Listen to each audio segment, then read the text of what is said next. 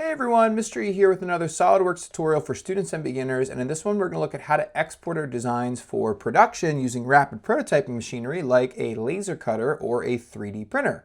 For laser cutting you need a 2D profile. So for example, I have this 2D sketch of this ruler, and to export this for laser cutting I'm going to go File, Save As, and choose a 2D document. Usually, at least in my makerspace, we would export as a DXF for laser cutting, but you could also export as an Illustrator file, which might work well depending on your software that you're using to run your laser. So that's how you can export for laser cutting with a 2D sketch profile like this.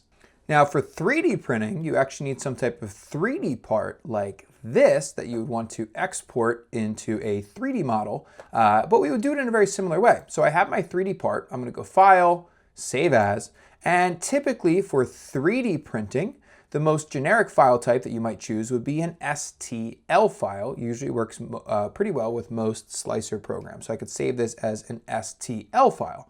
Another generic 3D file you might choose to export might be a step file, and this one would be easily interchangeable between other CAD programs that you might be working with, like Onshape or SolidWorks or Fusion or whatever it is that you'd like to interchange your 3D model to.